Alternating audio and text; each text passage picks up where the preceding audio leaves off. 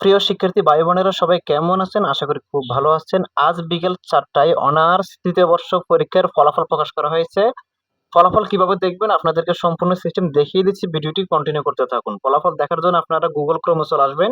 আসার পর এখানে সার্চ আইকনে লিখবেন NU রেজাল্ট লিখে আপনারা সার্চ করে দিবেন। NU রেজাল্ট লিখে সার্চ করে দিবেন। এরপর একটু নিচের দিকে আসবেন। এখানে প্রথম যে সাইটটা পাবেন এটাতে ক্লিক করে দিবেন।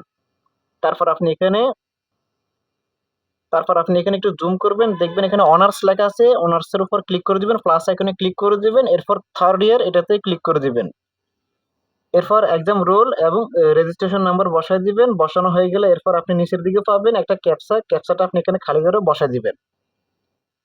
রোল নম্বর, রেজিস্ট্রেশন নম্বর, এরপর আপনি এক্সাম ইয়ারের জায়গায় আপনি এক্সাম ইয়ারটা বসায় দিবেন, 2023 বসায় দিবেন। তারপর আপনি ক্যাপচাটা ভালো করে দেখে নেবেন ক্যাপচাটা ঠিক আছে কিনা। এরপর আপনি সার্চ রেজাল্ট এটাতে ক্লিক করে দিবেন।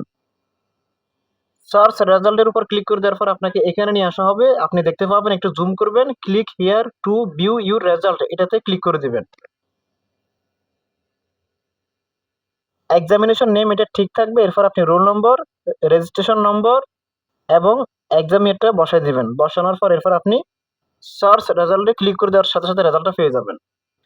ক্লিক করে দেওয়ার সাথে সাথে আপনি রেজাল্টটা পেয়ে যাবেন। এই ছিল আমাদের আজকের এই ভিডিও। যদি ভিডিওটি ভালো লাগে লাইক, কমেন্টস এবং আমাদের চ্যানেল সাবস্ক্রাইব করে আমাদের পাশে থাকুন।